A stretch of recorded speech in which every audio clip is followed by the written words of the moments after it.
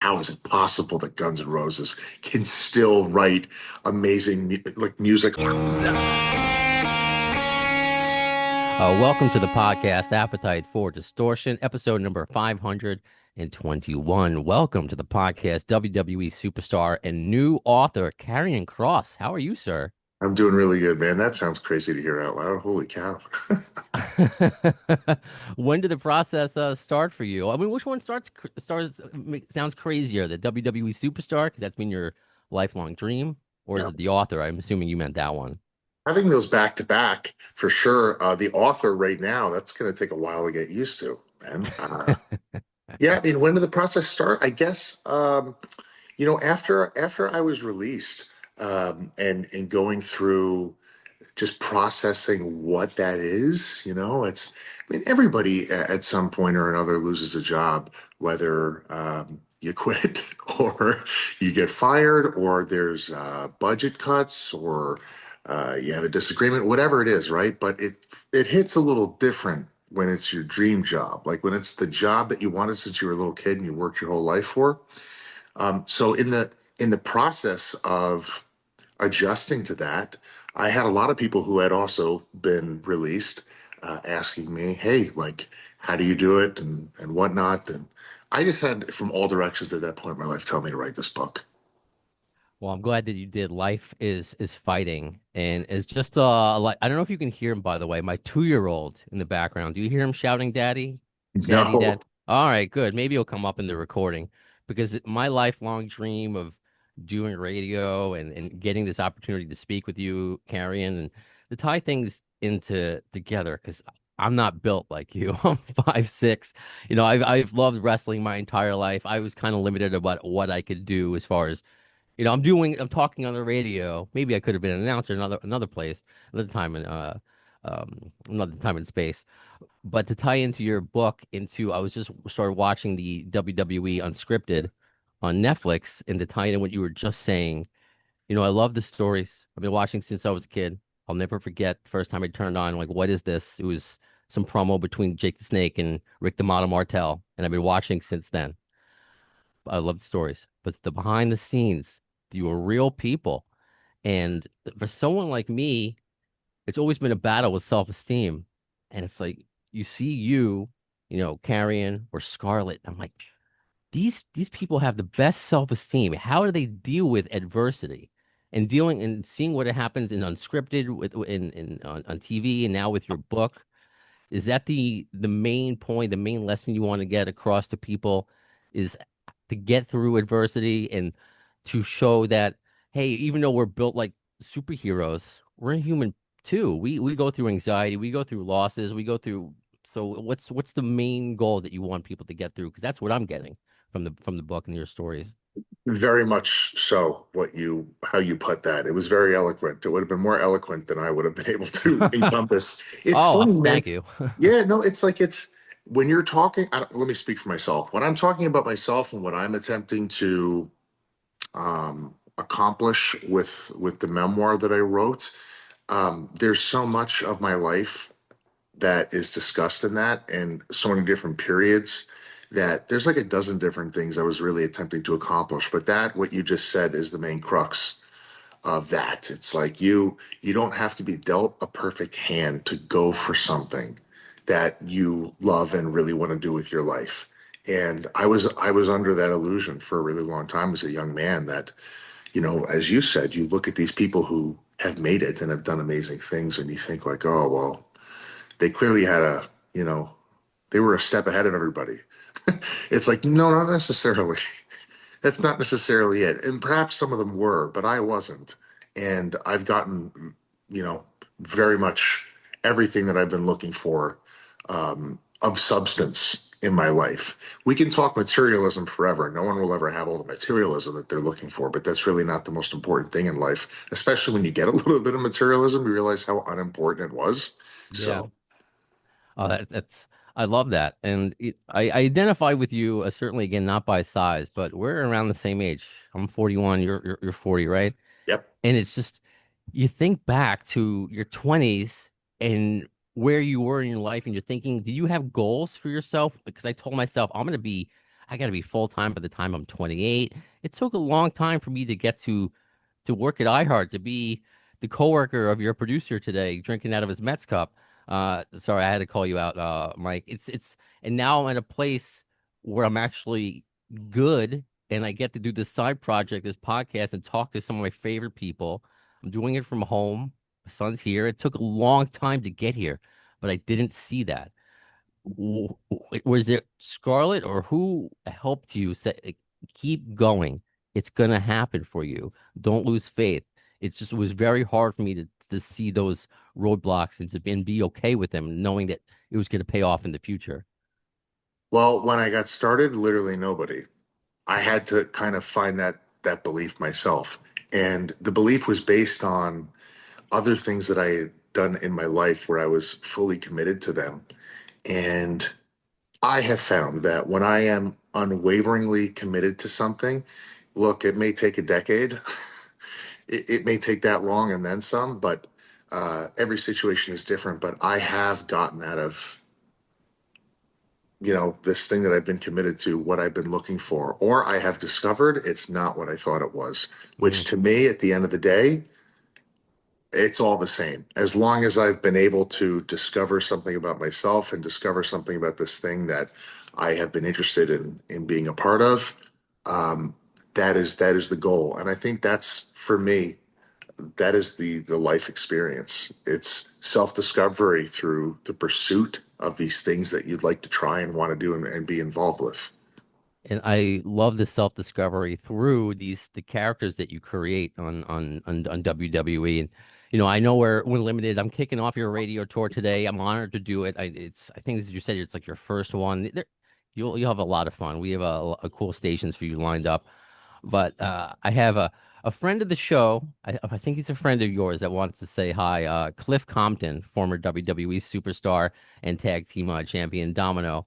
So you Sorry, may Super Domino, you mean? Super super Domino. super Domino or Cliffy don't surf. Yeah. Sometimes people Yeah. say, Wake up, it's time to die. It's yeah, appropriate. It's 9 a.m. yeah.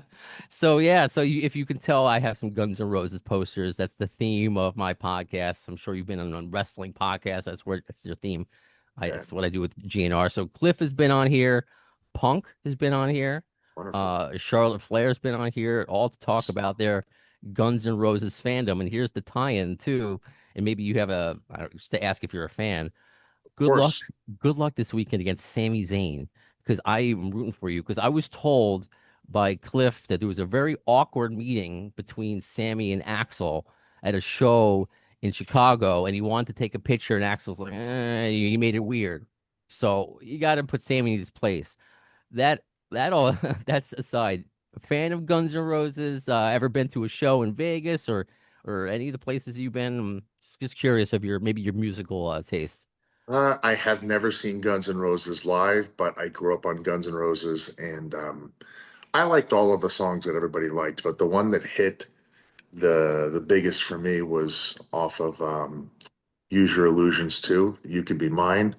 As a little kid, you get it. 41, I'm 40. I grew up in 85 when that Terminator 2 soundtrack hit, Mm. and you heard that song for the first time. You had already heard the best of on the radio at that point, but when Mm. you heard that one, you were like, "How is it possible that Guns N' Roses can still write amazing like music on par with what they've already put out?" And it was in Terminator, and oh, it was so awesome. I remember as a kid seeing the music video too, and Arnold was in the music video, and it was so cool. Yeah, completely agreed. Well, thanks, Karrion. I hope we get to do this again. Again, good luck against Sammy. I mean, he's got a beard. He complains too much. He reminds me of myself. So beat his ass. Good luck. Get that push you deserve, man, Karrion. So thank you for your time. And again, I hope we just get to do this again. Thank you. And just for you, when I have him in a choke in the match, I'm going to ask him about the Axel situation live while I'm beating him up. Perfect. Thank you so much, Karrion. Chalk that up to another interview I never ever expected to have. Awesome. Karrion Kross. And if you follow this podcast, you know I'm a big wrestling fan as well. In addition to Guns N' Roses, I watch Raw and SmackDown every week. I've been watching for God for 30 years. So yeah, Karrion Kross has been on the podcast, Drew McIntyre, Charlotte Flair, CM Punk. and Cliff Compton, of course, Domino, Super Domino from a Deuce and Domino, for those who remember the kind of 50s style greaser tag team that they were with Jerry. Shout out to Cliff, who I got to post a video when he debuted in WWE. He did the Axel dance in the ring when they were introducing them. And he's always sending me on Instagram just like his favorite Guns N' Roses videos and interviews. I mean, hardcore GNR fan. So, what's up, Cliff? I'm gonna keep this one short. I posted on social media. I always said the conversation continues in between the broadcasts. I got quite sick the other week. I don't know what happened. Just a really bad 48 hours. I lost my voice. Not only did I lose it, when he was coming back, I was starting to talk like Kermit, and I'm like, whoa, am I gonna sound like this for the rest of my life? It sounds funny now, but I was really, I was having nightmares. I'm like, am I gonna sound like Ray Romano for the rest of my life? What's going on here? And of course, like the swelling of my throat had to go down and all that fun stuff. And I had to postpone a couple interviews.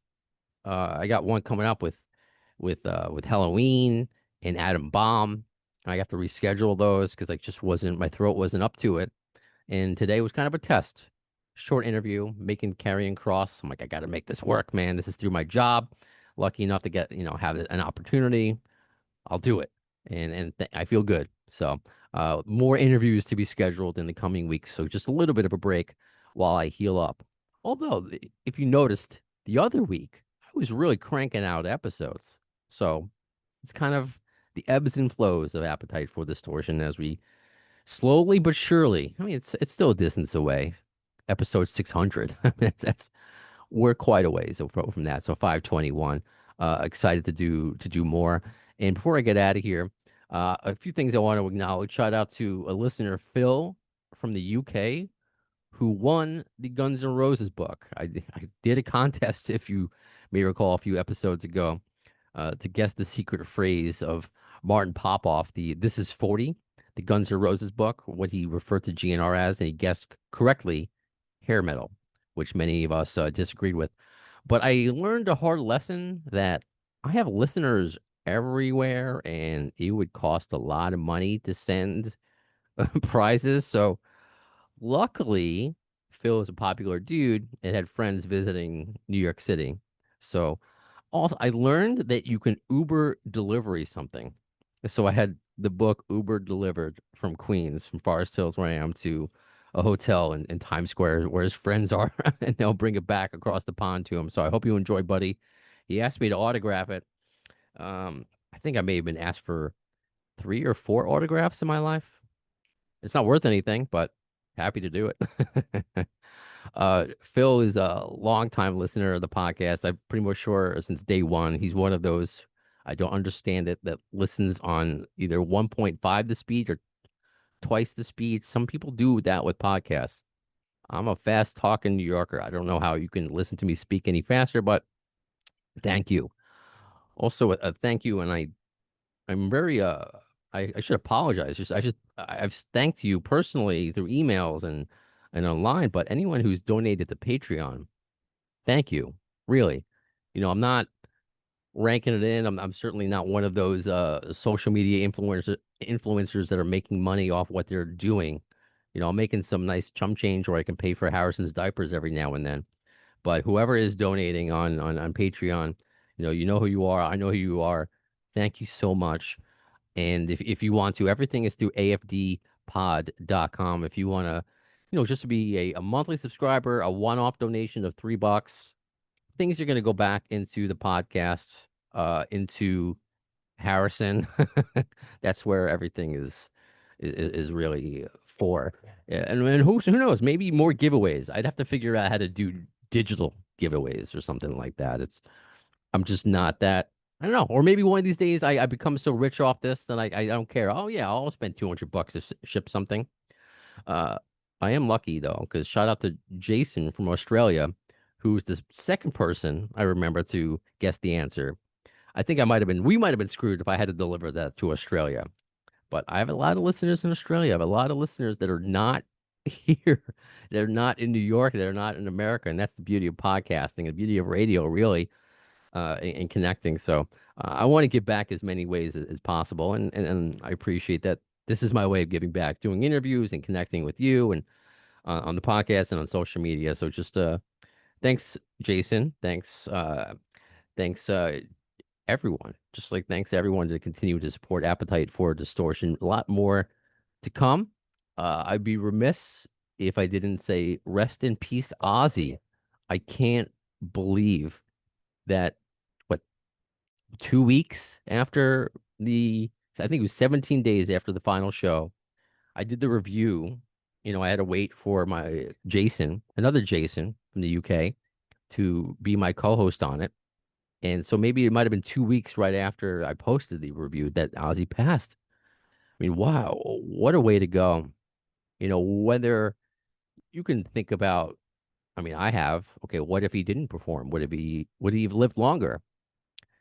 I don't think he wanted to. You know how badly he said for so long he wanted this final show.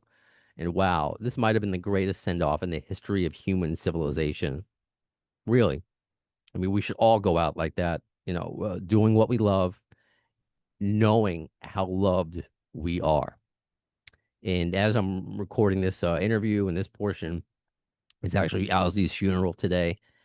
And just looking at the footage and the photos, so it's just heartbreaking. It really, I mean, we're all of us rock fans, music fans, connecting all across the world.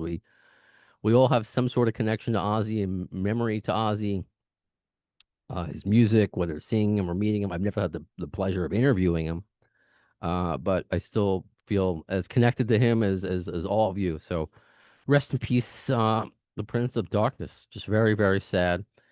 And I'm glad that we all kind of had that moment together as just I mean, God, as a planet. What a special moment for all of us to just unite over his music and over who. So now I'm thinking like we should do this more. I'm not the only one thinking this. Who's the next band to kind of get back to the beginning? And there was a recent performance, I believe, Robbie Krieger and John Densmore of The Doors just performed the Soft Parade together. Give The Doors their flowers. Obviously, I know, um, Ray Manzarek and Jim Morrison obviously gone, but we should give who's remaining their flowers. They deserve it too. The honor of the music. So that's just another band, obviously with Ringo and Paul still alive. These are more moments that we should be doing for our rock heroes. And I mean, the amount of money that was raised for Parkinson's and all those charities. I mean, just a wonderful event. Of course, it's now there's that dark cloud of just Ozzy's not here anymore. But just I'm choosing to remember. Wow, what a special moment in time. And I will be happily telling my son Harrison all about Ozzy Osbourne when he grows older. I gotta get him that bat. There's a plush bat you can bite the head off. I gotta do that. Maybe for his third birthday. That's not for a while. I don't want him to maybe I should not teach him that you can decapitate animals so early in life. I caught him laughing hysterically at Itchy and Scratchy when I was watching the other day. So he already likes cartoon violence. So that's step one. All right, so let me wrap up this episode of Appetite for Distortion. Again, afdpod.com to keep up to date with everything Appetite for Distortion. I'm always updating YouTube with clips. Again, social media, Facebook, Instagram, Twitter, all of that conversation continues in between the broadcasts. I will be back doing longer interviews. My throat is getting there. I felt like I was knocking on heaven's door, but I'm all right. So when we see the next episode of Appetite for Distortion, well, in the words of Axl Rose concerning Chinese democracy, I don't know as soon as the word, but you'll see it. Thanks to the lame ass security, I'm going home.